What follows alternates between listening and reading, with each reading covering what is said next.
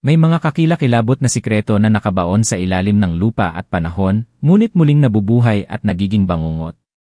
Ito ay isang tunay na kwento, tungkol sa isang nakapangingilabot na katotohanan na nakabaon ng higit sa 20 taon, sa ilalim mismo ng basement ng isang lumang bahay sa probinsya. Umuwi ako sa probinsya kasama ang aking asawa, iniisip kong sasalubungin ako ng mainit na yakap ng pamilya.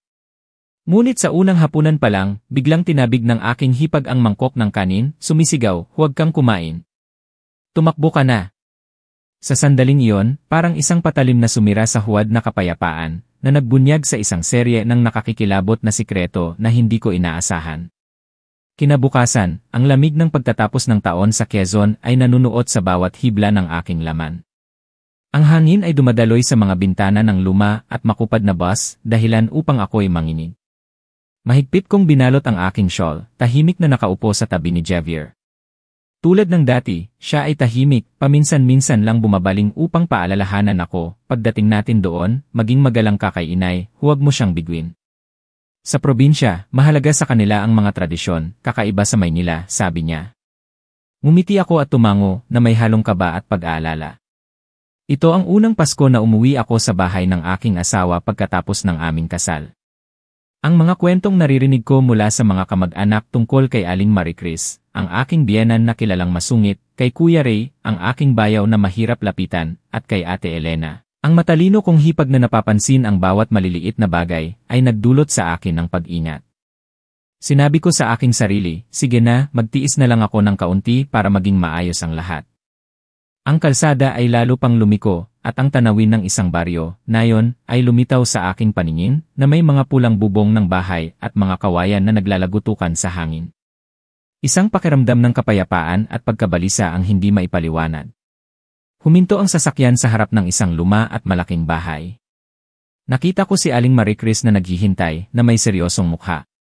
Suot niya ang isang lumang sweater, ang kanyang mga mata ay naniningkit sa pag-eksamin sa akin. Yumuko ako ng magalang, "Kumusta po, inay, kararating lang po namin."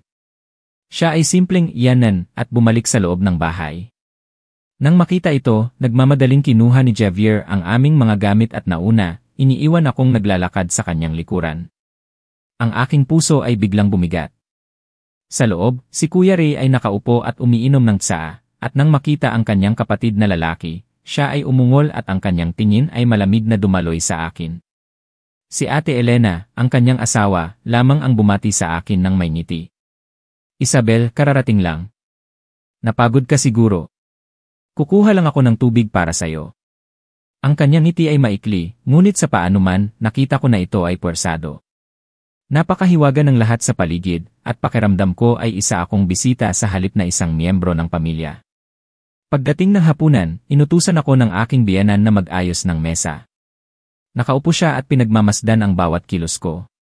Maingat kong ginawa ang bawat gawain, sinusubukan na huwag magkamali. Ang hapunan sa pagtatapos ng taon ay tila maginaw, ngunit ang kapaligiran ay napakabigat na halos hindi ako makahinga. Ang kalansing ng mga plato at kutsara ay malakas, at ang tunog ng mabagal na pagmuya ay naririnig. Halos walang nagsasalita.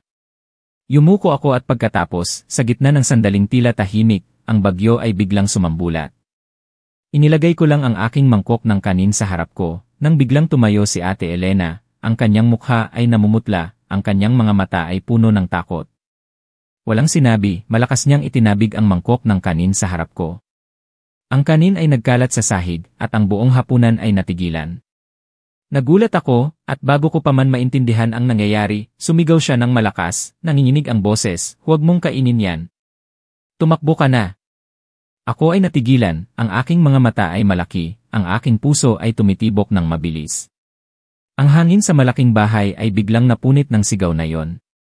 Tumingin ako sa aking asawa, nakita ko rin si Javier na nakanganga, habang ang aking biyenan ay malakas na itinapon ang kanyang mga chopsticks sa mesa, galit na sumisigaw, "Ano ang ginagawa mo, Elena?"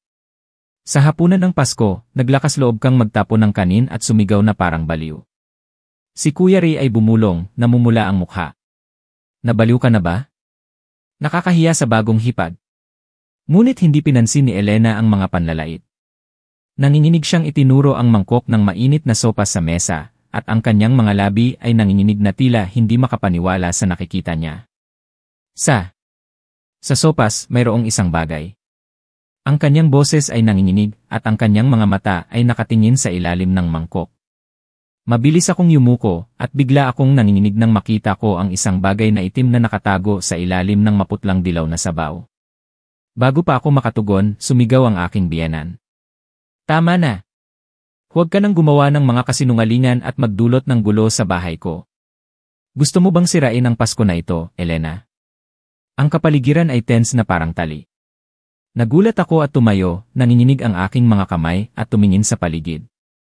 Ang lahat ay natigilan, tanging ang aking hipag ang patuloy na nanginginig, na tila ang takot ay lumukob sa kanyang mga mata. Hindi ko maintindihan kung ano ang nangyayari, ang aking puso ay tumibok ng malakas na halos hindi ako makarinig, at ang aking puso ay napuno ng pag-aalinlangan. Tumingin ako kay Javier, umaasa na may sasabihin siya, ngunit nanatili siyang matigas, ang kanyang mga mata ay nag-aalangan sa pagitan ko at ng aking hipag. Sa sandaling iyon, malinaw kong naramdaman ang isang bagay, na may isang madilim na sikreto na nakatago sa bahay na ito. At marahil ang aking hipag ang tanging taong nagpasya na sirain ang katahimikan.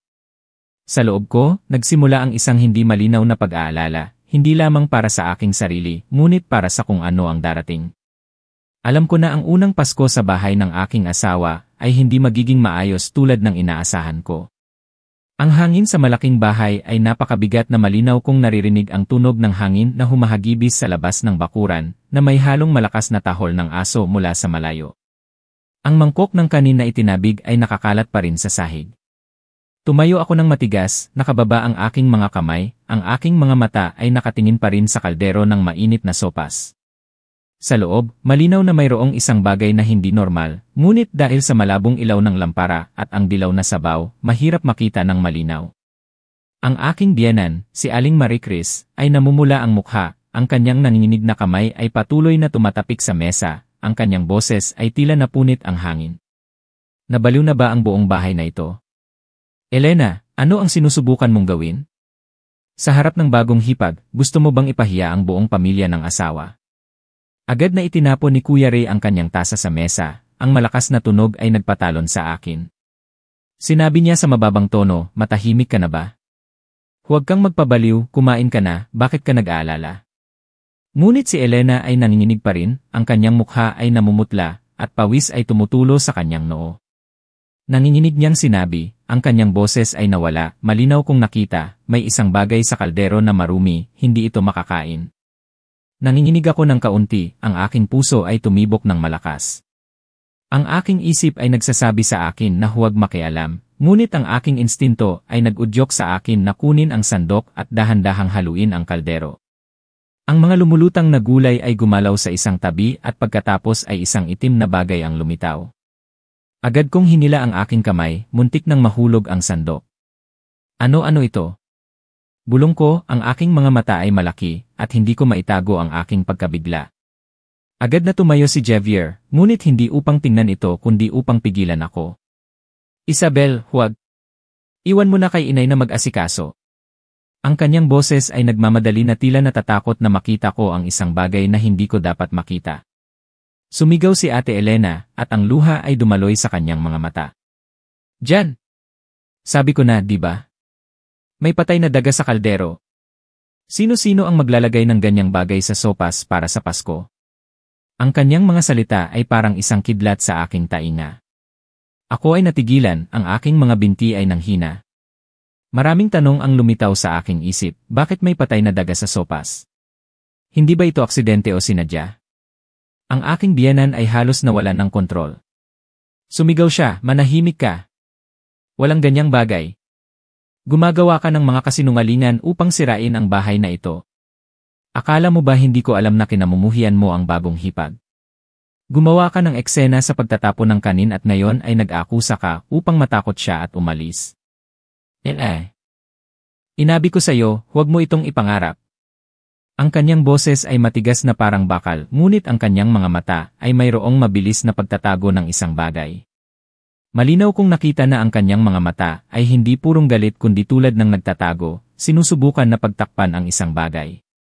Ang pakiramdam na iyon ay nagdulot sa akin ng panginginig sa buong katawan.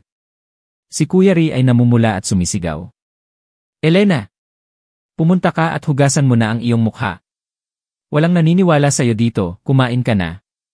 Ngunit si Elena ay tulad ng isang walang kaluluwang tao, nakaupo pa rin sa upuan, ang kanyang mga kamay ay nakatakip sa kanyang mukha, at ang kanyang boses ay nanginginig, hindi ako baliw, malinaw kong nakita, isang patay na daga sa kaldero. Sinadya ito ng isang tao. Ang silid ay natigilan sa isang mabigat na katahimikan. Naramdaman ko ang aking puso na kumikirot, at ang aking mga kamay ay mahigpit na nakakapit hanggang sa pawisan. Tumingin ako kay Javier, umaasa na ipagtatanggol niya ang kanyang asawa, ngunit iniiwasan niya ang aking tingin, nakayuko lang, mahigpit na nakatikom ang kanyang mga labi. Biglang may malakas na pakiramdam na lumabas sa aking isip. Ang bagay na ito ay hindi simple. Ang unang Pasko sa probinsya ng aking asawa, hindi pa man ako nakaramdam ng init ng pamilya, ako ay itinulak sa isang whirlpool ng pag-aalinlangan at misteryo. Humakbang ako ng malalim, sinusubukang maging kalmado, at dahan-dahang sinabi, paano kung kukuha na lang ako ng panibagong kaldero ng sopas? Masyadong kakaiba ito, dapat tayong maging maingat. Ang aking mga salita ay tila nagdagdag ng gasolina sa apoy. Ang aking biyenan ay nagsabi sa mababang tono, hindi na kailangan.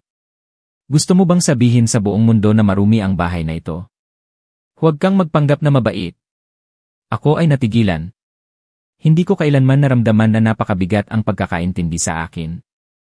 Samantala, umiyak si Ate Elena, yumuko sa mesa, at galit na hinila ni Kuya Ray ang kanyang kamay sa labas, patuloy na nagsusumpa.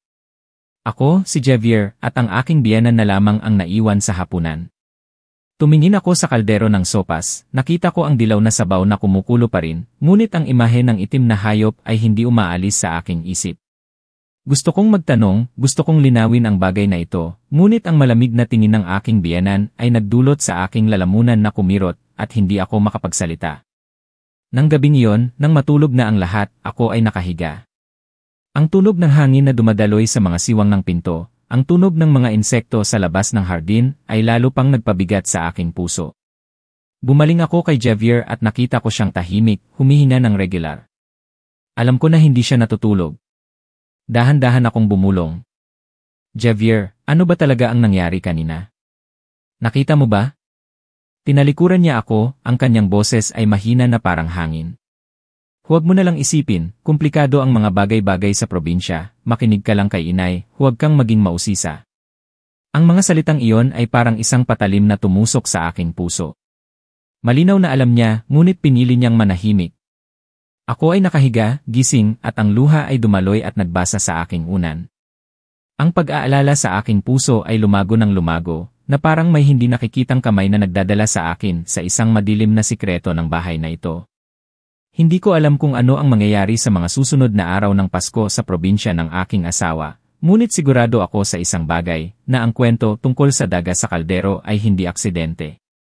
At si Ate Elena, ang taong nagtapon ng mangkok ng kanin, ang tanging taong naglakas loob na sirain ang nakakatakot na katahimikan na ito. Nang gabing iyon, kahit na sinubukan kong ipikit ang aking mga mata, hindi ako makatulog. Ang lahat ng mga imahe mula sa hapon ay nanatili sa aking isip, ang mangkok ng kanin na itinabig, ang malakas na sigaw ng aking hipag, ang itim na bagay sa kaldero ng sopas, at pagkatapos ay ang galit ngunit nagtatagong tingin ng aking biyenan. Ang lahat ay nagdulot sa akin ng pagkabalisa na parang nakaupo ako sa ibabaw ng apoy. Si Javier ay nakahiga sa tabi ko ngunit nakatalikod sa akin. Sa buong gabi, hindi siya bumalik at hindi nagsalita ng anuman. Alam ko na hindi siya natutulog ngunit pinili niyang manahimik. Ang katahimikan ay napakabigat. Malapit na ang hating gabi, nauuhaw ako at nagpasya akong bumaba sa kusina upang maghanap ng tubig. Ang luma at malaking bahay ay tahimik at tanging ang tunog ng hangin na humahagibis sa labas ng bakuran ang naririnig at ang bawat pinto ay nagkakalansing sa dilim. Maingat akong naglakad at ang malabong ilaw ng lampara mula sa pangunahing silid ay nagpatigil sa akin. Dapat ay tulog na ang lahat sa oras na ito, ngunit mayroong tunog ng bulong. Sumandal ako sa pinto, ang aking puso ay tumitibok ng malakas. Malinaw kong narinig ang boses ni Kuya Ray at ng aking biyenan. Ang boses ni Kuya Ray ay magaspang at mahina ngunit sapat na malakas upang marinig ko ang bawat salita. Sabi ko na, dapat maging maingat ang bagay na yon, bakit mo hinayaan na mangyari ito at nadiskubre ni Elena? Ang boses ng aking biyenan ay malalim at may halong inis. Hindi ko yon gusto. Masyadong mabilis makita ni Elena at siya ay mapag-aalinlangan. Ngunit huwag kang mag-alala, ako na ang bahala. Huwag mong hayaan na malaman ni Isabel ang tungkol sa bagay na ito, kung malaman niya, masisira ang lahat. Ako ay nagulat at ang aking mga kamay ay naging malamig.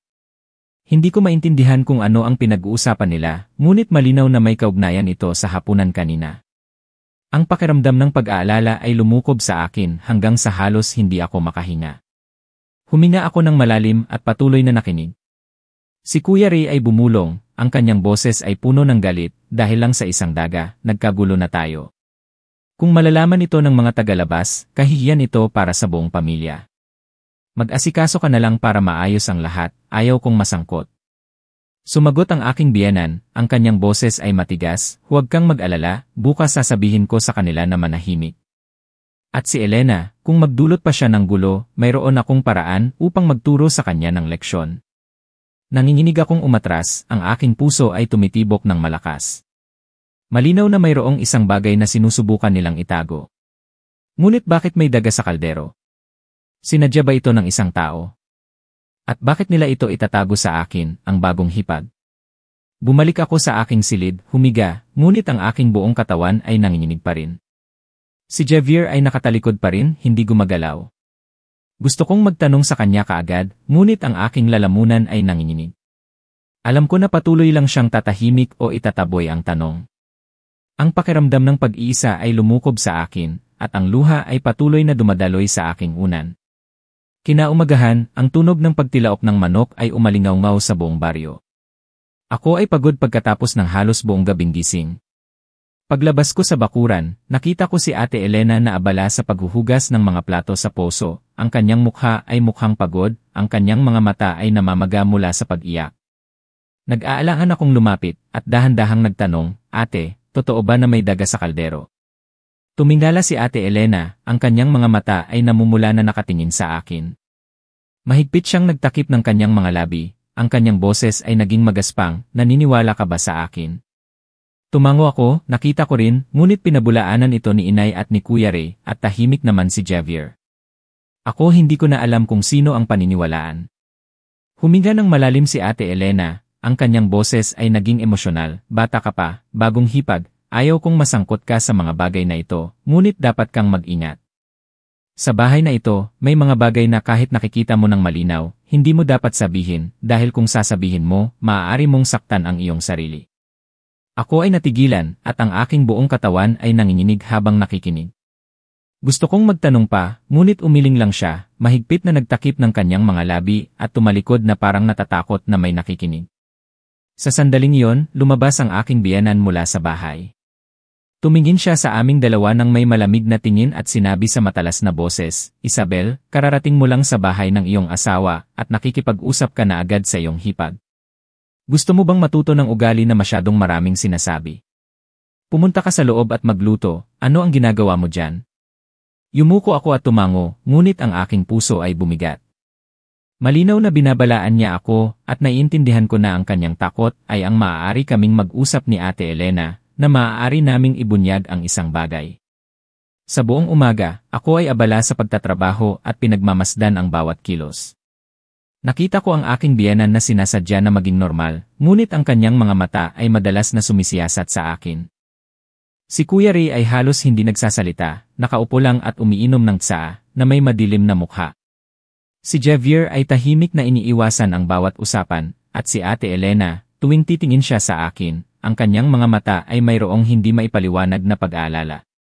Pagdating ng tanghalian, ang mesa ay inihanda, at sa pagkakataong ito ay walang sopas, tanging ilang simpleng ulam, adobo, pinakulo ang gulay, at ensaladang burong mangga. Walang nagbanggit ng nangyari kagabi na parang hindi ito nangyari. Ngunit habang mas tahimik, mas kinikilabutan ako. Sinubukan kong kumain ng ilang piraso, ngunit ang isang tanong ay patuloy na lumalabas sa aking isip, ano ba talaga ang tinatago nila? Bakit may daga sa sopas? At bakit napakatakot ni Ate Elena na tinabig niya ang mangkok ko ng kanin? Nang gabing iyon, hindi na naman ako nakatulog. Ang mga bulong sa pagitan ng aking biyenan at bayaw ay patuloy na umalingaw sa aking isip. Nagpasya ako, kailangan kong malaman ang katotohanan. Malapit na ang hating gabi, narinig ko ang kakaibang tunog na nagmumula sa kusina. Dahan-dahan akong bumangon at lumabas. Ang malabong ilaw ng lampara ay nagpapahiwatig ng anino sa dingding. Hinahabol ko ang hininga at sumilip ako sa siwang ng pinto. Sa harap ko ay ang aking biyenan, na abala sa pagbuhos ng isang bagay sa isang banga, ang kanyang mga kilos ay nagmamadali, at ang kanyang mga mata ay puno ng pag-igting. Nagulat ako at ang aking puso ay tumibok ng mabilis. Bago ko pa man maintindihan kung ano ang ginagawa niya, biglang may tunog ng mga yapak sa likuran ko. Nagulat ako at lumingon at ang mga mata ni Ate Elena ay nakatitig sa akin. Inilagay niya ang kanyang daliri sa kanyang mga labi upang magpahiwatig ng katahimikan at hinila ako sa isang madilim na sulok. Ang kanyang boses ay nanginginig na bumulong. Nakita mo na, di ba? Huwag mong sasabihin kaninuman. Kung hindi, pareho tayong mapapahamak. Ako ay natigilan. Ang nakita ko ay lalo pang nagdagdag sa pag-aalinlangan sa aking puso. Alam ko na pumasok na talaga ako sa isang nakakakilabot na sikreto ng bahay na ito. At mula sa sandaling ito, wala na akong balikan. Kinaumagahan, nang tumilaok ang manok, nagising ako mula sa isang gabing hindi ako nakatulog. Ang imahe ng aking biyenan na abala sa banga ng tubig at ang takot sa mga mata ni Ate Elena nang mahuli niya akong nakatingin ay patuloy na umalingaw sa aking isip. Alam ko na hindi ko na ito maituturing na aksidente o guni-guni. Malinaw na mayroong isang bagay na nakatago sa bahay na ito at direktang may kaugnayan ito sa hapunan ng gabing iyon. Lumabas ako sa bakuran at huminga ng malalim upang mawala ang mabigat na isipan. Ngunit bago pa ako makahinga ng buo, nakita ko ang aking biyenan na lumalabas mula sa bahay.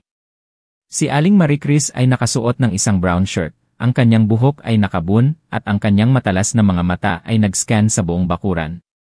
Nang magtagpo ang aming mga mata, siya ay huminto sandali at sinabi sa isang seryosong boses, "Isabel, bagong hipag ka lang sa bahay, dapat alam mo na ang mga gawain sa bahay. Huwag kang maging walang kabuluhan.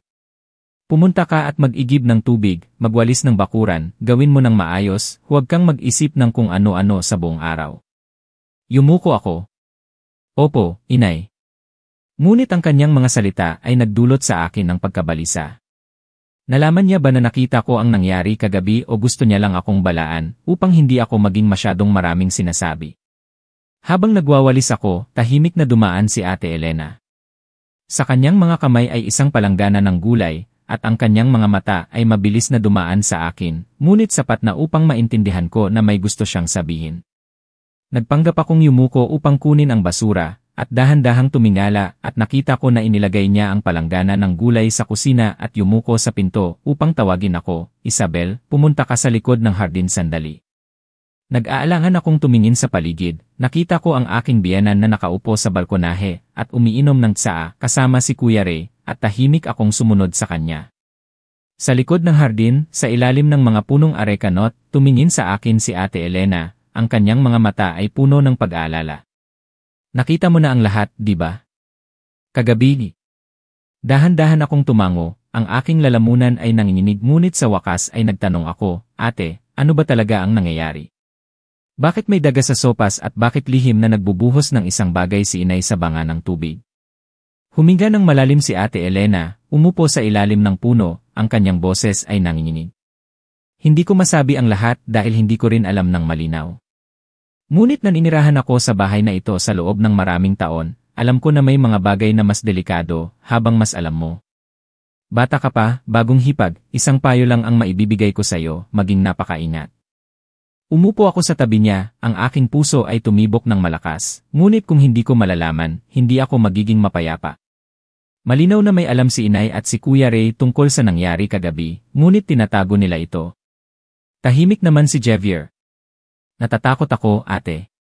Tumingin sa akin si Ate Elena, ang kanyang mga mata ay lumambot ngunit ang kanyang boses ay puno ng paghihinagpis. "Tama lang na matakot ka. Naninirahan ako sa bahay na ito sa loob ng higit sa 10 taon, at maraming beses na akong tumahimik para sa kapayapaan. Ngunit ang nangyari kahapon, ang daga sa sopas ay hindi ang unang beses." Ako ay natigilan. "Hindi ang unang beses." Tumango siya, Ang kanyang mga mata ay puno ng luha, nangyari na rin ito noon, ngunit sa tuwing nangyayari ito, pinabubulaanan ito ni inay at pinapatahimik ang buong pamilya. Sa bawat pagkakataon ay ganoon at nangyayari ito tuwing may bagong hipag o bisita na kumakain dito. Ang buong katawan ko ay naging malamig. Kaya nangangahulugan ito na ang pangyayaring ito ay paulit-ulit, hindi aksidente. Ngunit bakit may gagawa ng ganoong nakakatakot na bagay at para saan? Hindi pa ako nakapagtanong ng malakas ang boses ng aking biyenan mula sa malayo. Elena, nasaan ka? Gusto mo bang pabayaan ang mga gawaing bahay? Nagulat si Ate Elena, mabilis na tumayo, at dahan-dahang tapik sa aking balikat. Sa ngayon, manahimik ka, huwag mong ipakita na may alam ka. Sa tamang oras sasabihin ko sa iyo ang higit pa. Pagkatapos ay kinuha niya ang palanggana ng gulay at bumalik. Ako ay tumayo ng tahimik sa ilalim ng anino ng mga puno, at ang aking puso ay napuno ng maraming tanong na walang sagot. Sa buong araw na yon, ang aking biyenan ay halos hindi inaalis ang kanyang mga mata sa akin. Inutusan niya ako na gawin ang lahat ng mga gawain, mula sa kusina, paglalaba, hanggang sa paglilinis ng bakuran. Tuwing susubukan kong umalis sandali, titignan niya ako ng matalim, at ang kanyang boses ay malamig, saan ka pupunta? Hindi ka pa tapos sa mga gawain sa bahay at gusto mo nang maglibot. Naiintindihan ko na lihim niya akong binabantayan. Ang pagkontrol na iyon ay nagdulot sa akin ng pakiramdam na parang isang ibon na nakakulong sa isang hawla, ang mga pakpak ay nabali. Sa hapon, ang mga kamag-anak ay dumating upang magbati para sa Pasko, at ang bahay ay napuno ng tawanan. Ngunit sa gitna ng ingay, naramdaman ko ang pag-iisa. Ang lahat ay nag-uusap at nagbabati, ngunit ang mga mata ng aking biyenan ay madalas na tumitingin sa akin na parang isang babala. Si Kuya Ray ay uminom ng alak at nagsasalita, at paminsan-minsan ay nagbibigay ng matitinding komento tungkol sa bagong hipag na dapat alam ang kanyang lugar.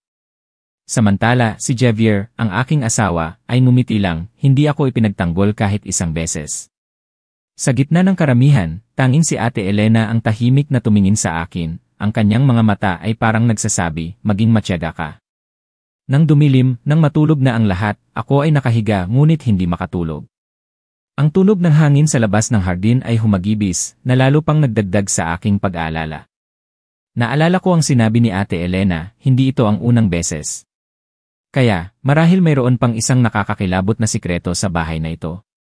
At sa tuwing may bagong hipag, ang sikretong iyon ay nabubunyag sa isang kakaibang paraan. Bumaling ako kay Javier at dahan-dahang bumulong, anong nangyayari sa ating pamilya? Natatakot ako. Ngunit siya ay nakatalikod pa rin at sumagot lang, matulog ka na, huwag kang mag-isip ng masyado. Ang mga salitang iyon ay nagdulot sa akin ng pagluha. Malinaw na alam niya, ngunit pinili niyang manahimik. Ang katahimikan na iyon ay mas masakit kaysa sa libu-libong panlalait. Ipinikit ko ang aking mga mata, ngunit ang sigaw ni Ate Elena ng gabing iyon ay umalingaw-ngaw sa aking isip. Huwag kang kumain. Tumakbo ka na. Ang sigaw na iyon ay parang isang babala, hindi lamang para sa hapunan kundi para sa buong serye ng mga araw na darating na kailangan kong harapin. At sa sandaling iyon, nangako ako sa aking sarili, hindi ko hahayaan na kainin ako ng whirlpool ng katahimikan na ito. Kahit ano pa man ang mangyari, kailangan kong malaman ang katotohanan. Kinabukasan, ang araw ay sumisikat pa lang ngunit ang luma at malaking bahay ay abala na. Inutusan ako ng aking biyenan na gumawa ng mga gawain mula sa kusina hanggang sa bakuran, hindi ako binigyan ng isang minutong pahinga. Nagtrabaho ako ng mabuti ngunit ang mga salita ni Ate Elena ay patuloy na umalingaw-ngaw sa aking isip. Hindi ang unang beses. Ito ay tumusok sa aking isipan na parang manipis na patalim na nagdulot sa bawat bagay na ginagawa ko na maging puno ng pag-aalinlangan. Sa tanghali, nang dumating ang maraming kamag-anak, ang bahay ay naging maingay at sinamantala ko ang pagkakataon na tumakas sa kusina upang magkaroon ng ilang sandali para sa aking sarili. Ang sikat ng araw ay sumisilip sa siwang ng pinto at ang alikabok ay kumikinang. Tumayo ako sa tabi ng lumang kahoy na mesa, ang aking puso ay mabigat. Sa sandaling iyon, tahimik ding pumasok si Ate Elena, inilagay ang palanggana ng mga pinggan, at mabilis na sumilip sa labas at hinila ang aking kamay upang bumulong, Isabel, mamaya pagkatapos matulog ang lahat, pumunta ka sa kusina sa akin, may ipapakita ako sa iyo. Nagulat ako at nanginginig ako ng kaunti. Ano po iyon? Ang kanyang mga mata ay puno ng pag-aalala. Hintayin mo lang, huwag kang magtanong ng marami, ngunit tandaan na huwag mong sabihin kaninuman, lalo na kay inay. Lunok-lunok ako, tumango, at ang aking puso ay napuno ng pananabik na may halong pag-aalala. Nang gabing iyon, pagkatapos ng hapunan, ang lahat ay nag-usap-usap pa ng kaunti bago bumalik sa kanilang mga silid. Sinabi ng aking biyenan na i-lock ko ng maayos ang pinto, at pagkatapos ay pumasok siya sa kanyang silid, ang tunog ng kanyang pag-ubo ay umalingaw-ngaw. Ako ay nakahiga sa tabi ni Javier, at naghintay hanggang sa naging regular ang kanyang paghinga, at dahan-dahan akong bumangon at lumabas. Ang kusina ay madilim, at tanging ang liwanag ng buwan ang sumisilip sa maliit na bintana. Narinig ko ang mahinang tunog, at lumingon ako at nakita si Ate Elena na nakatayo doon, may hawak na maliit na lampara, ang mahinang ilaw ay nagpapakita ng pag-igting sa kanyang mukha. Sumunod ka sa akin, ang kanyang boses ay nanginginig ngunit determinado. Magkasama kaming naglakad sa sulok ng kusina kung saan nakalagay ang lumang kahoy na kabinet. Nagsikap si Ate Elena na hilahin ito palabas, nagbubunyag ng isang maliit na pinto na gawa sa ladrilyo na natatakpan ng lumang pahayagan. Ako ay natigilan, ano po ang lugar na ito, ate? Hindi siya sumagot, kundi dahan-dahang kinuha ang isang utility knife at dahan-dahang binuksan ito. Ang amoy ng amag ay malakas na halos masuka ako. Sa ilalim ay isang madilim na lagusan na may lumang mga hakbang na ladrilyo na bumaba sa ilalim. Ako ay natigilan, ang aking puso ay tumibok ng mabilis. Inilagay ni Ate Elena ang lampara sa unang hakbang, bumulong, ito ay ang lumang basement ng pamilya ng aking asawa.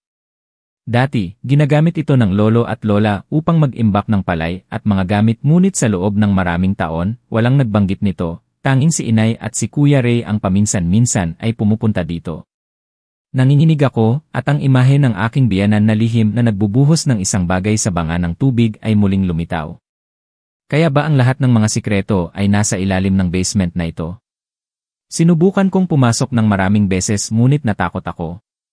Ngayon na nandyan ka, sa tingin ko kung hindi natin ito linawin, hindi tayo magiging mapayapa.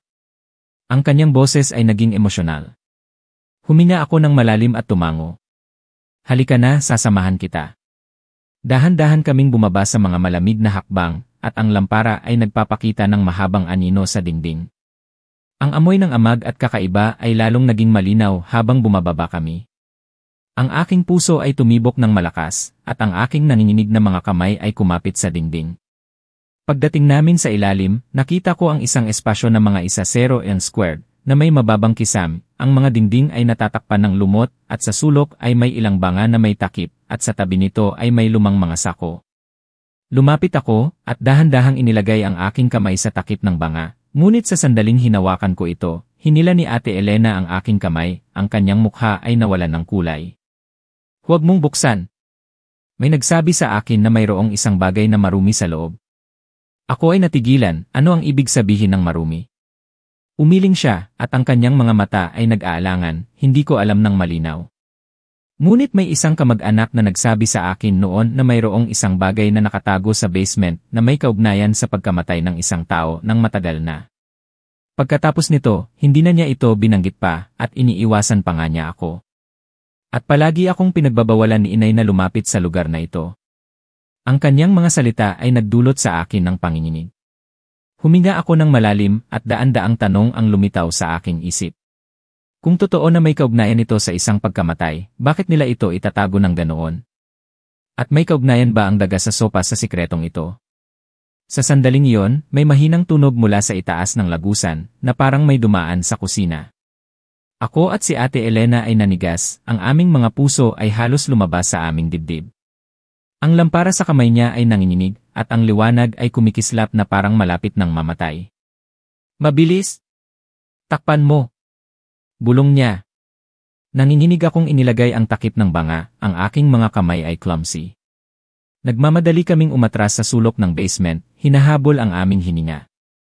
Ang tunog ng mabagal na mga yapak ay umalingaw-ngaw sa sahig sa itaas, at pagkatapos ay huminto sa tabi ng lagusan. Ang aking puso ay halos lumabas sa aking dibdib. Sa dilim, malinaw kong narinig ang mahinang paghinga at pagkatapos ay isang malalim na boses ng lalaki ang umalingaw-ngaw. Sino ang nasa ilalim? Ako ay natigilan. Ito ay ang boses ni Javier.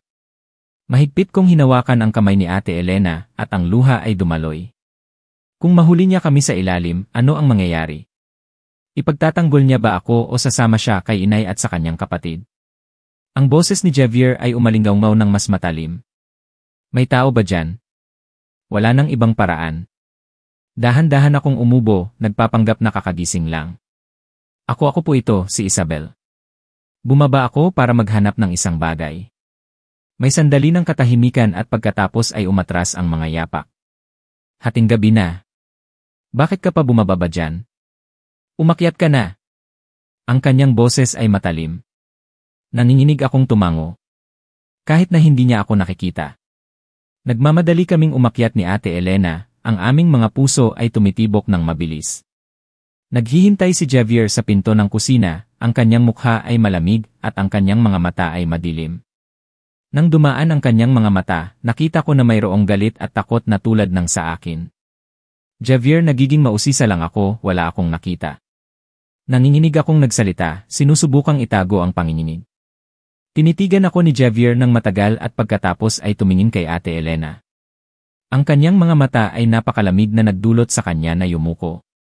Pagkatapos ng ilang sandali, sinabi niya lang, huwag na kayong bababa dyan, kung hindi, huwag niyo akong sisihin kung hindi ako makapagtimpi.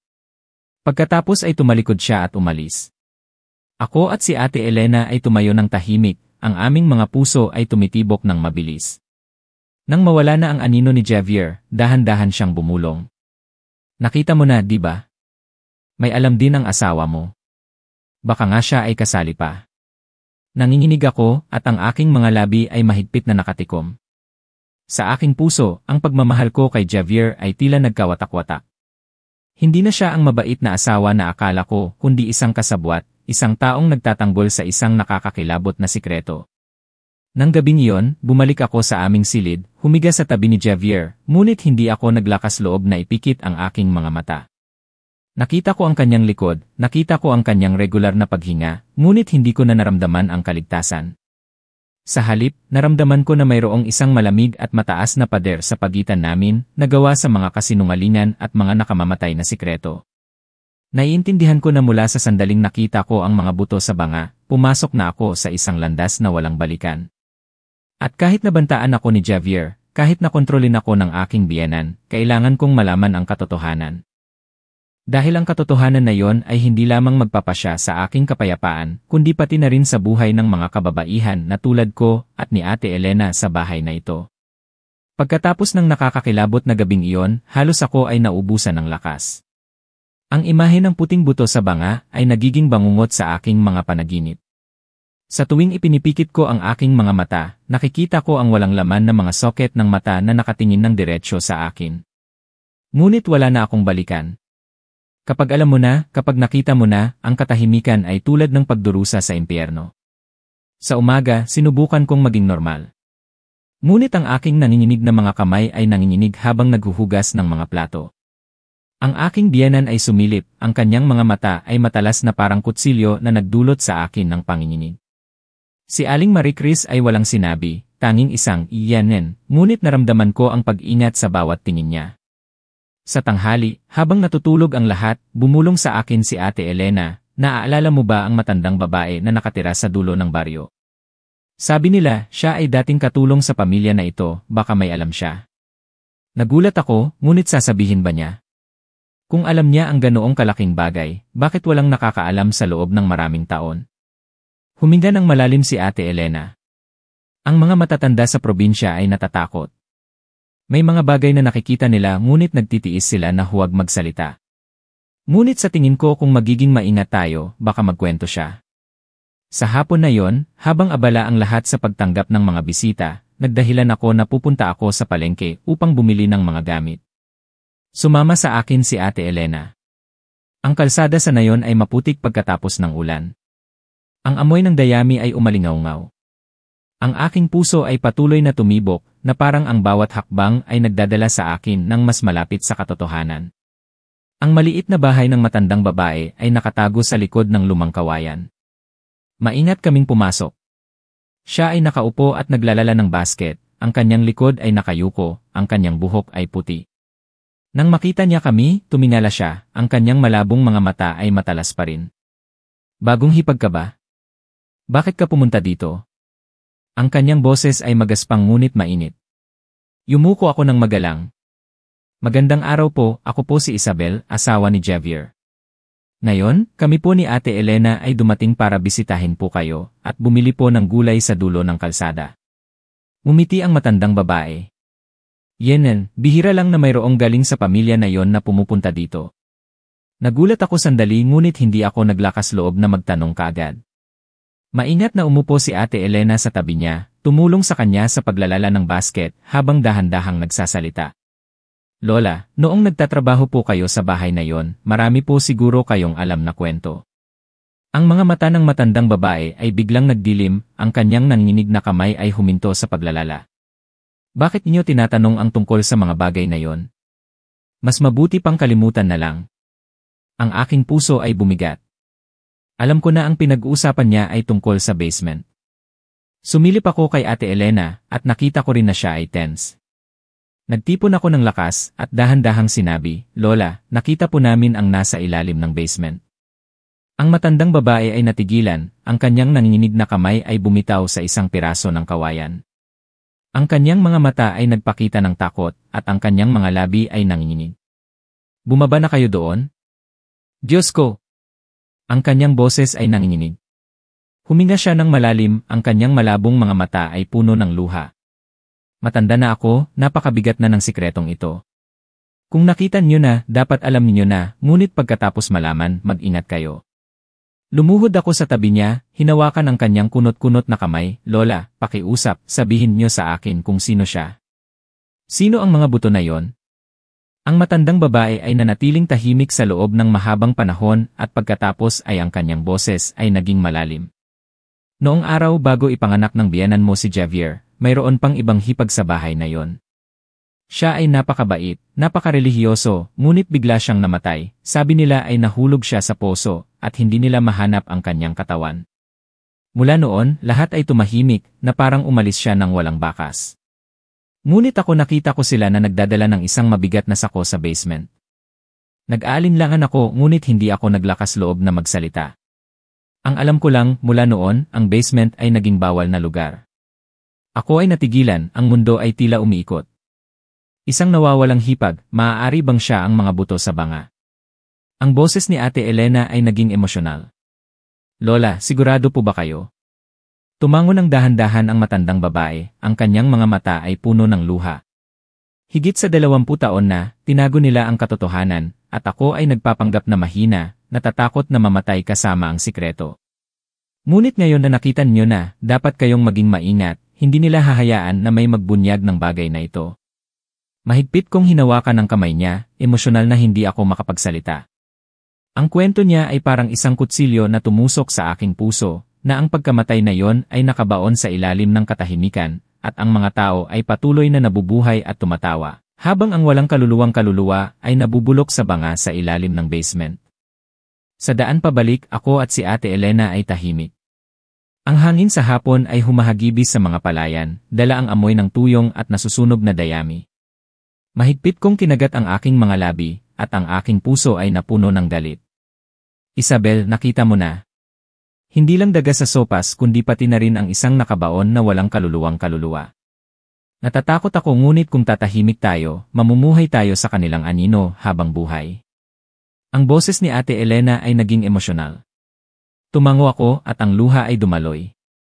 Alam ko na hindi na ako makakabalik sa pagiging isang mabait na hipag na yumuyuko at nagtitiis. Ako ay nasangkot na sa walang awa na sikreto na ito at kailangan kong malaman ang buong katotohanan. Nang gabing iyon nang makauwi kami, tumingin sa amin ang aking biyenan at si Ate Elena nang may pag-aalinlangan. Nanginginig ako, sinubukan kong itago ang aking ekspresyon, ngunit malinaw kong naramdaman na alam niya kung saan kami galing. Sa kanyang mga mata, mayroong babala, tulad ng isang banta. Ako ay nakahiga sa tabi ni Javier, at ang aking puso ay napuno ng pag-igting. Naalala ko ang mga buto sa banga, naalala ko ang mga salita ng matandang babae, at naalala ko ang maingat na mga mata ng aking asawa, at naramdaman ko na ang aking puso ay nagkawatak-watak.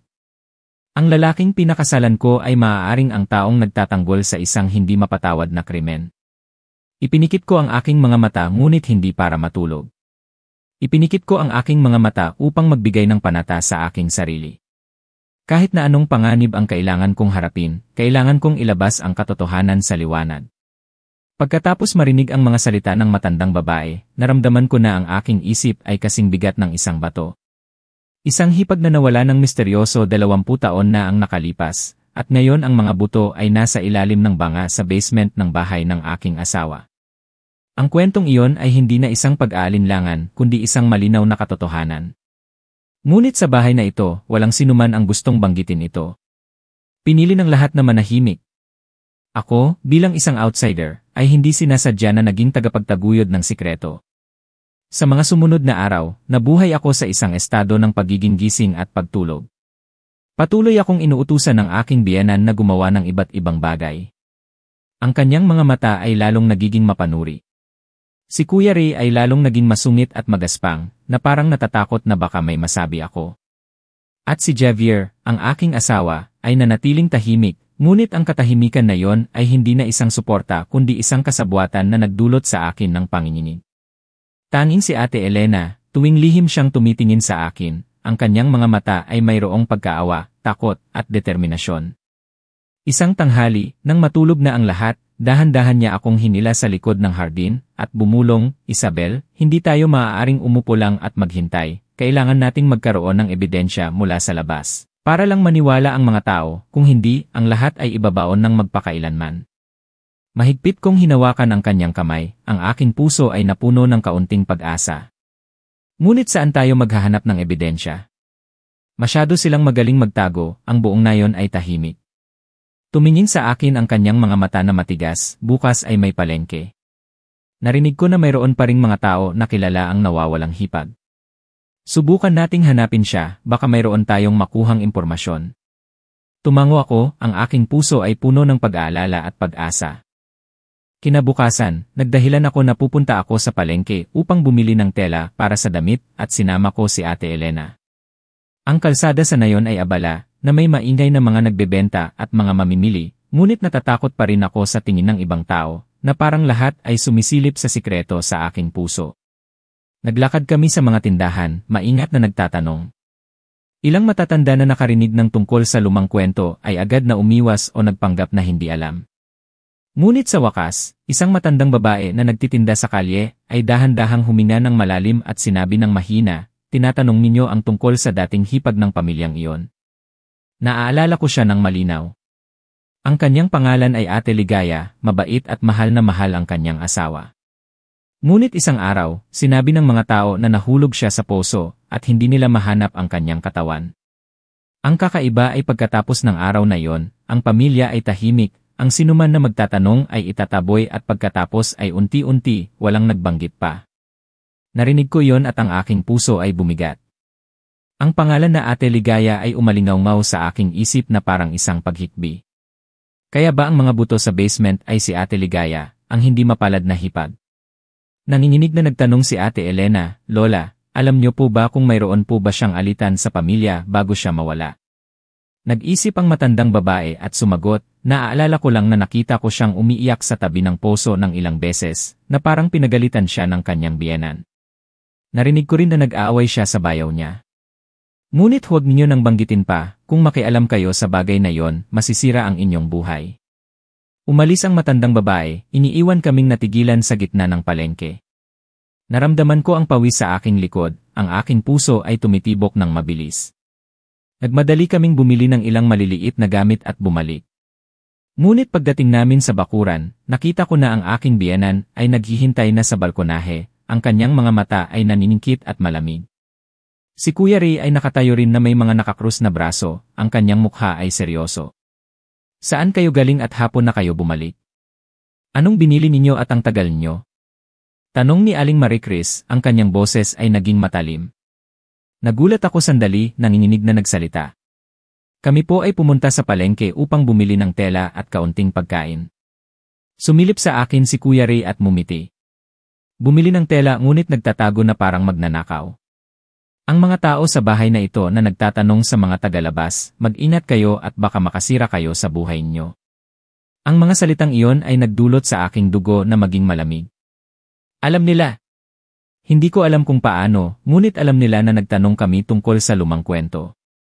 Tumingin ako kay Ate Elena, at nakita ko na ang kanyang mukha ay namumutla, ang kanyang mga labi ay nanginginig. Tumayo ang aking biyenan, lumapit, at ang kanyang mga mata ay tumitig sa akin. Isabel, sinasabi ko ito ng malinaw. Pumunta ka dito upang maging isang hipag, kaya gawin mo ang iyong tungkulin, huwag kang magsaliksik sa mga lumang kwento. Walang kwento sa bahay na ito. Kung magpapatuloy ka sa pagiging mausisa, huwag mo akong sisihin kung magiging matigas ako. Yumuko ako, ang aking puso ay tumitibok ng mabilis ngunit ang aking kalooban ay puno ng paghihinagpis. Gusto nila akong patahimikin, ngunit habang ginagawa nila yon, lalo akong nagiging desidido na hindi umatras. Nang gabing iyon, umupo ako sa aking silid, nag-iisa, at ang luha ay dumaloy. Pumasok si Javier, tumingin sa akin at bumuntong hininga. Isabel, makinig ka na lang kay inay. Hindi ito ang kwento mo, kung patuloy mong bubunyagin, masasaktan mo lang ang iyong sarili. Bumaling ako sa kanya, ang aking boses ay naging emosyonal, alam mo ang lahat, di ba? Ang pagkamatay ni Ate Ligaya, ang mga buto sa basement alam mo ang lahat, ngunit nanatili ka pa ring tahimik. Asawa ka pa ba?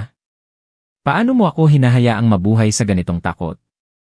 Nanatiling tahimik si Javier, ang kanyang mga mata ay nakayuko at sinabi lang, hindi ako makapagsalita. Huwag mo akong pilitin. Ang mga salitang iyon ay parang isang patalim na tumusok sa aking puso. Ang lalaking pinakamahigpit kong pinaniniwalaan ay pinili pa ring manahimik, iniiwan akong nag-iisa sa gitna ng mga sikreto. Nang gabing iyon, nakilala ko si Ate Elena sa bakuran. Ang malabong buwan ay nagpapakita ng kanyang pagod na mukha, ngunit ang kanyang mga mata ay kumikinang sa determinasyon. Bumulong siya, Isabel, dapat tayong maghanda. Nag-aalinlangan na sila, at tiyak na maghahanap sila ng paraan upang kontrolin tayo. Kung hindi tayo mabilis Tumango ako, ang aking puso ay puno ng takot at galit. Alam ko na ang tunay na unos ay darating, at alam ko rin na mula sa sandaling ito, ang bawat hakbang ko at ni Ate Elena ay nasa ilalim ng paningin ng aking biyenan at bayaw. Pagkatapos ng araw na bumalik kami mula sa palengke, at pinagsasabihan kami ng aking biyenan at bayaw, namuhay ako sa isang estado ng patuloy na takot. Ang bawat kilos ko ay pinagmamasdan. Pagpunta ko sa poso upang mag-igib ng tubig, nakatayo si Aling Maricris sa balkonahe at nanonood. Pag naghuhugas ako ng gulay, nakaupo si Kuya Ray na may mga nakakross na binti, ang kanyang mga mata ay nakatingin sa akin. Walang sandali na nakahinga ako ng malaya. Kahit si Javier, ang akala ko ay magtatanggol sa akin, ay nanatiling tahimik, iniiwasan ang aking tingin na parang isang malamig na pader. Hindi rin masaya si Ate Elena.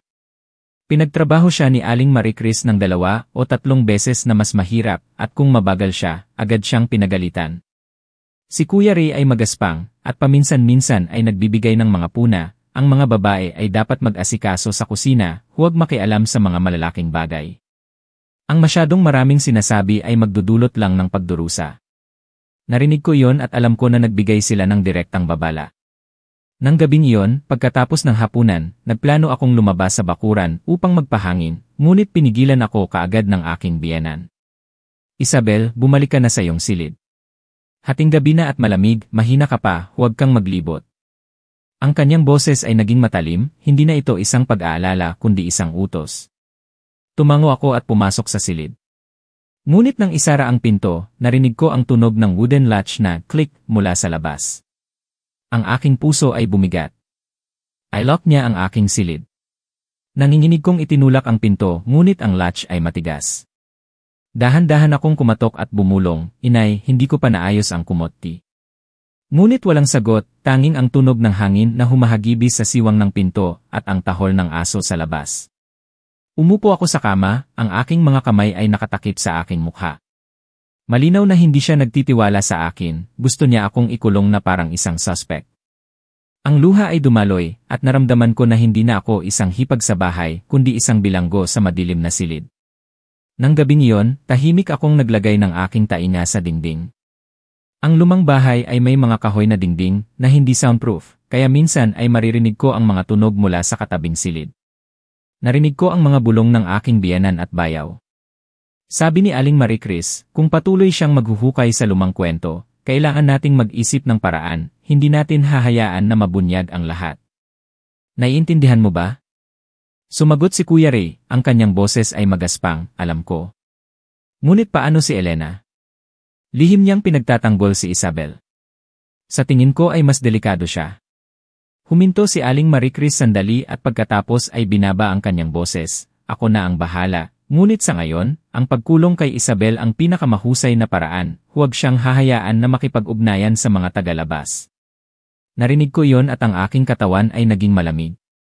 Hinabol ko ang aking hininga, mahigpit na niyakap ang aking dibdib, ang aking puso ay tumitibok ng malakas. Malinaw na itinuturing nila akong kaaway, isang banta na kailangang sugpuin. Kinaumagahan, nang buksan ko ang pinto ng silid, nagpanggap si Aling Marie Chris na masaya, mabuti ang tulog mo. Kagabi, natakot ako na baka may hangin na pumasok kaya nilock ko ang pinto. Huwag kang mag-isip ng kung ano-ano. Dahan-dahan siyang nagsalita, ngunit ang kanyang mga mata ay puno ng babala. Sinubukan kong ngumiti ngunit ang aking puso ay napuno ng pag-igting. Alam ko na hindi siya nag-aalala sa akin. Gusto niya akong kontrolin, hindi ako hahayaan na gumawa ng anuman. Sa hapon, sinamantala ko ang pagkakataon na pumunta sa poso upang mag-igib ng tubig. Si Ate Elena ay naghuhugas ng gulay, at nang makita niya ako ay dahan-dahang bumulong, kagabi, nilock ang pinto mo, di ba? Nagulat ako. Paano mo nalaman? Tumingin siya sa paligid at lumapit sa aking tainga. Kagabi, ang pinto ko ay nilock din ni Kuya Ray mula sa labas. Paulit-ulit akong kumatok ngunit walang nagbukas. Malinaw na gusto nilang ihiwalay tayong dalawa. Narinig ko ang kanyang sinabi at lalo akong nanginginig. Kaya, hindi lang ako kundi pati na rin si Ate Elena ay nakakulong. Kami ay ngayon ay tulad ng dalawang ibon na nabali ang pakpak at nakakulong sa isang bakal na hawla. Nang gabing iyon, hindi ako natulog, nagpa siya akong magbantay upang makinig pa. Nang matulog na ang lahat, muli kong inilagay ang aking tainga sa dingding. Sa pagkakataong ito, malinaw kong narinig ang tunog ng mga lihim na yapak sa kusina. Dahan-dahan akong sumilip sa siwang ng pinto. Sa malabong ilaw ng lampara, muling lumitaw ang anino ng aking biyenan at naghahanap upang buksan ang takip ng lagusan. Hindi niya alam na nanonood ako. May dala siyang isang maliit na sako at maingat na binubuhos ang laman sa banga. Ang kilos ay pamilyar at mabilis. Hindi ko makita ng malinaw kung ano ang nasa sako, ngunit narinig ko ang tunog ng tsikaluskos na parang mga tuyong buto na nagbabanggaan. Ako ay takot na takot at ang aking buong katawan ay naging manhid. Pagkatapos niyang gawin iyon, pinunasan niya ang kanyang mga kamay, tinakpan ang lagusan at patay ang lampara bago umalis. Humiga ako, ang aking puso ay tumitibok at ang aking likod ay basa sa pawis. Sa aking isip ay may isang tanong na paulit-ulit, ano ang inaalagaan niya sa ilalim? Kinaumagahan, sinabi ko kay Ate Elena ang nangyari. Ang kanyang mukha ay namumutla, ang kanyang mga labi ay nanginginig. Nag-aalinlangan na ako ng matagal. Hindi lang niya tinatago ang mga patay na katawan, baka nag-aalaga rin siya ng mga masasamang espiritu. Makinig ka ng mabuti, sa tuwing may bagong hipag, may nangyayari, baka sinasadya niya yon upang takutin tayo, upang mapanatili ang kanyang kapangyarihan. Narinig ko yon at ang aking buong katawan ay naging malamig. Kung tama ang sinabi niya, hindi lang ito tungkol sa pagtatago ng isang pagkamatay, kundi isang uri ng madilim na ritual na pinananatili sa loob ng maraming taon. Tumingin ako sa paligid ng lumang bahay, sa mga madilim at amag na sulok, sa mga malamig na mata ng aking biyenan at bayaw, at pagkatapos ay tumingin kay Javier. Ang aking asawa ay palaging tahimik. Naramdaman ko na parang napapaligiran ako ng isang hindi nakikitang puwersa na ang bawat hakbang ay nagtatago ng isang pagkamatay. Nang gabing iyon nang humiga ako sa tabi ni Javier, dahan-dahan akong bumuntong hininga. Bumaling siya at bumulong, Isabel, pakiusap, huwag ka nang maging mausisa. Ang lahat ay nakatakda na at hindi mo ito mababago. Manatili ka lang na tahimik at poprotektahan kita. Tumingin ako sa kanyang mga mata, sinusubukang maghanap ng katotohanan, ngunit tanging isang madilim na anino ang nakita ko. Umalis ako at ang luha ay dumaloy. Ang kanyang mga salita ay tila may pagmamahal, ngunit sa katunayan ay isang pagsuko. At alam ko na kung patuloy akong tatahimik, ako ang susunod na biktima tulad ni Ate Ligaya. Mahigpit kong kinagat ang aking mga labi, at nangako sa aking sarili na kahit i-lock nila ang pinto, kahit pigilan nila ako, kailangan kong makahanap ng paraan upang makatakas. Tanging kapag nailabas namin ang katotohanan sa liwanag, kami ni Ate Elena ay makakaligtas. Nang gabing iyon, pagkatapos i-lock ng aking biyenan ang pinto muli, umupo ako sa dilim, ang aking puso ay mabigat na parang isang bato. Ang makitid na silid ay naging claustrophobic, at tanging ang malabong buwan ang sumisilip sa siwang ng pinto. Malinaw kong narinig ang pag-ubo ng aking biyenan sa labas ng balkonahe, ang tunog ng mga yapak ni Kuya Ray na naglalakad pabalik-balik, na parang nagbabantay sila. Hindi ko na ito kaya. Alam ko na kung patuloy akong tatahimik, ako at si Ate Elena ay ibabaon sa dilim kasama ang sikretong iyon. Naalala ko ang puting buto sa banga, naalala ko ang kwento ng matandang babae tungkol kay Ate Ligaya, naalala ko ang takot sa mga mata ni Ate Elena. Naiintindihan ko na hindi na ako maaaring maghintay pa. Malapit na ang hating gabi, dahan-dahan akong kumatok ng 3 beses sa dingding, isang senyas na napagkasunduan namin ni Ate Elena. Pagkatapos ng ilang sandali, ang 3 katok ay sumagot mula sa katabing silid. Huminga ako ng malalim, sa wakas ay magkasama kami. Lihim kong kinuha ang kahoy na upuan, inilagay ito malapit sa maliit na bintana, at tumayo. Ang mga bar ng bintana ay gawa sa luma at nabubulok na kahoy. Dahan-dahan kong itinulak, at sa wakas ay nakagawa ako ng isang siwang. Ang malamig na hangin sa gabi ay pumasok.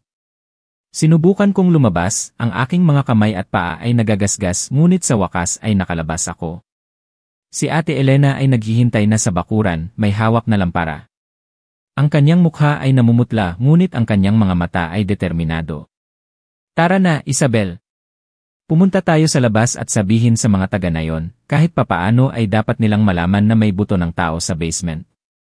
Tumango ako, ang aking puso ay tumitibok ng mabilis. Dahan-dahan kaming naglakad sa mga puno ng arekanot. Ang buong nayon ay tahimik, tanging ang tunog ng mga insekto ang naririnig. Nanginginig ako ngunit naglakad ng mabilis, umaasa lang na maging umaga na. Ngunit paglabas namin sa gate, isang malaking anino ang humarang sa daan. Ako ay natigilan, si Javier ito. Nakatayo siya doon, ang liwanag ng buwan ay nagpapakita ng kanyang matigas na mukha na may halong paghihinagpis.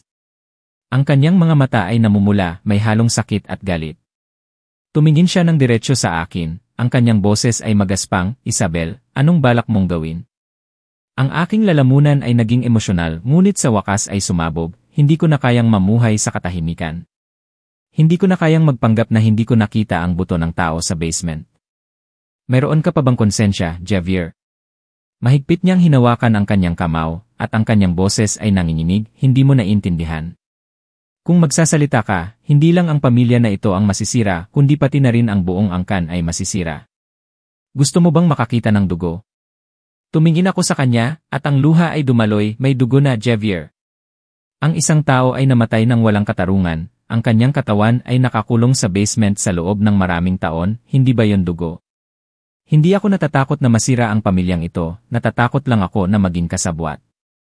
Lumapit siya, mahigpit na hinawakan ang aking balikat. Ang kanyang boses ay nagmamadali, Isabel, asawa kita, dapat ay nasa panig kita. Hindi mo alam na ang pagkamatay ni Ate Ligaya ay hindi lang basta nahulog sa poso, hindi mo alam na ako mismo. Siya ay naging emosyonal, ang kanyang mga mata ay nag-aapoy. Nanginginig ako, mahigpit na hinawakan ang kamay ni Ate Elena. Nagulat siya at umatras, Diyos ko, kaya nga siya mismo. Binitawan ni Javier ang aking balikat, tumalikod, ang kanyang boses ay puno ng sakit. Noong araw na yon ay bata pa ako, ngunit nakita ko mismo na nang namatay si Ate Ligaya, itinulak siya ni Kuya Ray sa poso pagkatapos ng isang away. Nag-aalala si inay na baka masira ang aming reputasyon, kaya sinabi niya sa akin na manumpa na hindi ako magsasalita. Kinuha nila ang kanyang katawan at itinago sa basement. Mula noon, dinala ko ang sumpang iyon sa buong buhay ko. Natakot ako, nabangungot ako. Sa tingin mo ba bakit ako palaging tahimik? Dahil nakatali ako sa nakakakilabot na gabing iyon. Ang kanyang mga salita ay parang isang patalim na tumusok sa aking puso. Ako ay natigilan at ang luha ay dumaloy, ang aking mga labi ay nanginginig. Kaya ang mga buto na iyon ay totoo ngang si Ate Ligaya. Tumango si Javier, ang kanyang mga mata ay puno ng luha. Ang hindi mapalad na hipag, ang kanyang pagkamatay ay nakabaon, walang naglakas loob na magbanggit nito. Namuhay ako sa loob ng pagdurusa, sa loob ng takot, ngunit hindi ako naglakas loob na magrebelde. Ako ay duwag at alam ko lang na manahimik. Umiyak ako ng malakas. Ang aking buong katawan ay nanginginig. Si Ate Elena ay tinakpan din ang kanyang bibig, ang luha ay dumaloy na parang ulan, ang hangin ay naging mabigat na halos hindi kami makahinga. Pagkatapos ng ilang sandali, tumingala ako at tumingin ng diretsyo sa mga mata ni Javier, ang aking boses ay nanginginig ngunit determinado. Hindi ako maaaring manahimik, hindi kita maaaring tulungan na itago ito. Kung mayroon ka pa ring konsensya, sumama ka sa akin at ilabas natin ang katotohanan. Hinawakan niya ang kanyang ulo at lumuhod na parang isang taong desperado. Ngunit bago pa siya makapagsalita, isang malakas na sigaw ang umalingaw mula sa bahay ng aking biyenan. Javier, ano pang ginagawa mo dyan? Dalhin mo siya sa loob kaagad. Ang hipag na naglakas loob na maging walang galang, hindi ko siya hahayaan na maging mapayapa.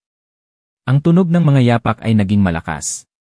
Si Kuya Ray at ilang kamag-anak ay tumakbo palabas, may hawak na lampara na nagpapaliwanag sa buong bakuran. Ako at si Ate Elena ay natigilan. Sumigaw si Kuya Ray, saan kayo pupunta sa hating gabi? Gusto ninyo bang ipahiya ang buong angkan? Lumapit din ang aking biyenan, ang kanyang mga mata ay namumula. Isabel, binabalaan kita sa huling pagkakataon. Kung magsasalita ka sa mga taga na yon, huwag mo akong sisihin kung magiging malupit ako. Tumingin ako sa paligid at lahat ay parang kaaway, ngunit sa aking puso, ang apoy ng determinasyon ay lalong naging matindi. Mahigpit kong hinawakan ang kamay ni Ate Elena, huminga ng malalim at sinabi ng malakas, hindi na ako natatakot. Alam ko na ang katotohanan tungkol sa pagkamatay ni Ate Ligaya. Kahit na mamatay ako, sasabihin ko ito, hindi maaaring manatiling nakabaon ang isang tao sa ilalim ng bahay na ito magpakailanman. Ang aking boses ay umalingaw sa buong bakuran na nagpatigil sa lahat. Ang mukha ni Kuya Ray ay namutla, ang aking biyenan ay nanginginig sa galit. At si Javier, ang kanyang mga mata ay puno ng luha at desperado na tumingin sa akin. Alam ko na pagkatapos ng gabing ito, ang aking buhay ay hindi na magiging pareho, ngunit kahit papaano ay naglakas loob akong harapin ang katotohanan sa halip na manatili sa katahimikan. Pagkatapos kong magsalita, ang buong bakuran ay natahimik, tanging ang tunog ng hangin na humahagibis sa mga puno ng arekanot. Ang aking biyenan ay natigilan, ang kanyang mga mata ay namimilog, ang kanyang mukha ay asul, si Kuya Ray ay namula, mahigpit na hinawakan ang kanyang mga kamay at sumigaw. Ang babaeng ito ay walang galang. Sino ang nagbigay sa iyo ng karapatang gumawa ng ganoong kwento? Gusto mo bang sirain ang bahay na ito? Ngunit ang kanyang boses ay nanginginig at nawala ang kanyang karaniwang katiyakan. Si Javier ay yumuko, ang kanyang mga kamay ay nakatakip sa kanyang mukha, ang kanyang buong katawan ay tila bumagsak. At si Ate Elena ay mahigpit na hinawakan ang aking kamay, nanginginig ngunit sinubukan pa ring tumayo ng tuwid. Ang ingay ay nagdulot sa mga kapitbahay na magbukas ng kanilang mga ilaw at lumabas. Hindi nagtagal, ang bakuran ay napuno ng mga tao. Nagbulungan sila, at ang kanilang mga mata ay nag-aalinlangan na tumingin sa amin. Isang matandang lalaki sa angkan ang nagsalita, anong nangyayari at napakaingay dito? Huminga ako ng malalim at tumingin ng diretsyo sa lahat. Mga kapitbahay, may buto ng tao sa ilalim ng basement ng bahay na ito, nakita ko mismo. Siya si Ate Ligaya, ang dating hipag, na nawala ng higit sa 20 taon na ang nakalipas. Hindi siya nahulog sa poso tulad ng sinabi nila. Ang kanyang katawan ay itinago sa banga sa ilalim ng basement. Ang bulungan ay agad na naging malakas. Ang lahat ay natigilan. Ilang kababaihan ang tinakpan ang kanilang mga bibig, habang ang mga lalaki ay nagulat. Sumigaw ang aking biyenan at tumakbo patungo sa akin. Ang babaeng ito ay nag-akusa. Huwag kang mag-imbento ng mga kwento. Umiwas ako, ang aking boses ay naging matigas, hayaan mo na lang ang mga tao na mag-imbestiga. Kung walang anuman, luluhod ako at tatanggapin ang aking kasalanan sa pag-aakusa. Ngunit kung totoo, ang katotohanan ay dapat ilabas sa liwanag. Ang karamihan ay nagsimulang maging maingay. Ilang lalaki sa angkan ay masigasig. Tama, buksan natin ang basement at tingnan kung ano ang totoo. Hindi natin maaaring hayaan na mayroong ganitong pag-aalinlangan. Ang mukha ni Kuya Ray ay namutla, at nagmamadali siyang sumigaw, walang sinuman ang papasok. Ito ay pribadong bagay ng aking pamilya. Ngunit ang kanyang mga salita ay lalo pang nagdulot ng pag-aalinlangan sa mga tao. Ang pinuno ng angkan ay nagsalita ng seryoso, Ray, ang bagay na ito ay may kinalaman sa buhay ng isang tao, kaya hindi na ito pribado, dapat buksan ang basement. Ang tunog ng buksan ng basement ay umalingaw sa buong bakuran. Tumingin si Kuya Ray sa paligid, ang kanyang noo ay pinawisan. Ang aking biyenan ay nanginginig, ang kanyang mukha ay naging abo, hindi makapagsalita. Sa wakas, sa ilalim ng pressure ng buong angkan, lumabas si Javier, ang kanyang mukha ay maputla, ang kanyang boses ay emosyonal. Hayaan niyo akong magbukas. Pumasok siya sa kusina at ang lahat ay sumunod. Ako at si Ate Elena ay nanginginig na naglakad, ang aming mga puso ay tumitibok ng mabilis. Ang kahoy na kabinet ay hinila, at ang pasukan ng lagusan ay lumitaw sa maliwanag na ilaw ng flashlight ng mga kapitbahay. Ang hangin ay napakabigat na halos hindi kami makahinga. Mahigpit na kinagat ni Javier ang kanyang mga labi, at dahan-dahang binuhat ang takip ng banga. Isang malakas na amoy ang lumabas. Nang pumasok ang liwanag, ang lahat ay natigilan, at sa ilalim ng maputlang tubig, isang puting buto ang lumitaw ng malinaw. Ang buong karamihan ay sumigaw, maraming tao ang umatras, at mayroong sumigaw ng malakas. Isang matandang babae ang nanginginig na tinakpan ang kanyang bibig. Diyos ko, si Ate Ligaya nga. Nawala siya noon at hindi natin mahanap ang kanyang katawan. Sino ang mag-aakalan? Ang tunog ng pag-iyak, bulungan, at sumpaan ay umalingaw-ngaw. Ang mukha ng aking biyenan ay namutla, ang kanyang katawan ay naging hindi matatag na parang babagsak. Si Kuya Ray ay nanginginig, ang kanyang mga labi ay nanginginig na hindi makapagsalita. Ang pinuno ng angkan ay nagsalita ng seryoso, ang kanyang mga mata ay namumula, ano pa ang sasabihin mo? Sa loob ng maraming taon, naglakas loob kayong itago ang isang krimen sa mismong bahay na ito, hindi kayo patatawarin ng langit at lupa. Ang mga kapitbahay ay nagsimulang mag-usap at magbulungan, wala nang naniniwala sa aking biyenan o bayaw. Ang buong nayon ay tila nag-aapoy sa galit, at ilang tao ang tumakbo upang magsumbong sa pulisya. Hindi nagtagal, dumating ang pulisya, at nilagyan nila ng crime scene tape at tinatakan ang basement at inutusan ang lahat na magbigay ng pahayag. Ikinuwento ko ang lahat mula sa simula hanggang sa huli nang walang iniwan na detalye. Nagbigay din si Ate Elena ng patotoo.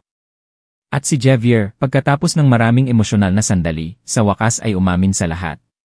Nanginginig siyang nagsabi na ng gabing iyon, nakita niya mismo si Kuya Ray na itinulak si Ate Ligaya sa poso sa isang fit of rage.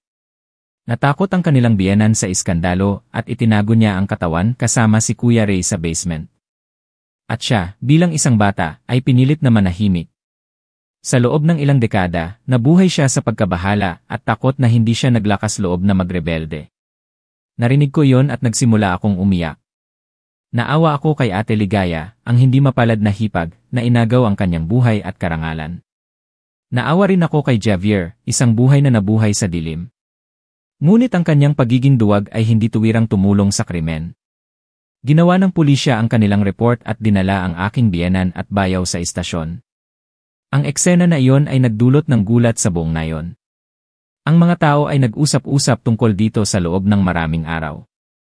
Ako ay tumayo ng tahimik, nanonood habang dinadala sila, ang aking puso ay mabigat. Hindi ako masaya, nasasaktan lang ako. Dahil kahit ano paman, sila ay pamilya ng aking asawa, dugo. Ngunit ang katotohanan ay hindi maitatago magpakailanman at ang walang katarungan na pagkamatay ay sa wakas ay nabigyan ng hustisya. Pagkatapos ng insidente, nagpasya ako na umalis sa bahay na yon kasama si Ate Elena. Pumunta si Javier upang hanapin ako, umiiyak at humihingi ng tawad. Sinabi niya, mahal kita, ngunit ako ay duwag, hindi ako karapat-dapat sa'yo. Nanatili akong tahimik, hindi na ako galit sa kanya, ngunit hindi na rin ako makakabalik. Kailangan ko ng ibang buhay na walang dilim at nakakakilabot na sikreto. Umalis kami sa nayon. Nag-umpisa kaming muli. Ang mga unang araw ay mahirap ngunit naramdaman ko ang kapayapaan sa aking puso. Kahit papaano ay ginawa ko ang tama at nailabas ko ang katotohanan sa liwanag. Isang gabi, pinanaginipan ko si Ate Ligaya, ang kanyang mukha ay mabait at siya ay mumiti ng may ginhawa. Naniniwala ako na sa isang lugar, siya ay pinalaya na. At naiintindihan ko rin, ang buhay ng isang tao ay maaaring magdusa ng maraming paghihirap. Ngunit ang pinakanakakatakot na bagay ay hindi ang pagkamatay kundi ang katahimikan sa harap ng krimen. Pinili ko na hindi manahimik at iyon ang dahilan kung bakit nakakaya kong mabuhay ng may dignidad. Ang buhay ay minsan ay nagtatago ng hindi kapanipaniwala ng mga madilim na sulok at ang kwento na narinig ninyo ay isang patunay. Isang mabait na hipag na nagtiis sa buong buhay niya, ay sa wakas ay namatay ng walang katarungan, na nakabaon sa isang madilim na basement sa loob ng higit sa 20 taon.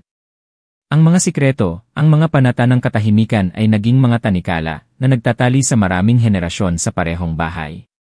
Ngunit sa wakas, ang katotohanan ay hindi maitatago magpakailanman. Dahil ang hustisya ay maaaring dumating ng huli, ngunit palagi itong naroroon, naghihintay para sa matapang na magsalita. Si Isabel, ang batang hipag, ay hindi pinili na yumuko.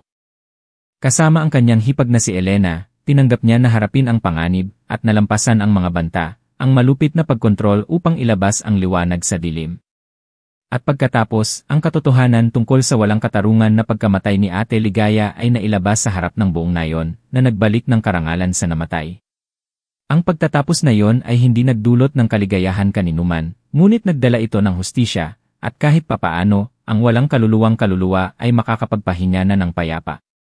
Ang pinakamalaking aral dito ay huwag na huwag kang tatahimik sa harap ng krimen.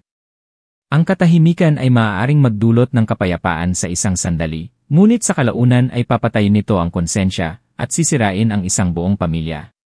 Tanging kapag naglakas loob tayong magsalita, maglakas loob na humarap, tayo ay makakatakas sa takot at makakahanap ng kapayapaan sa ating kaluluwa.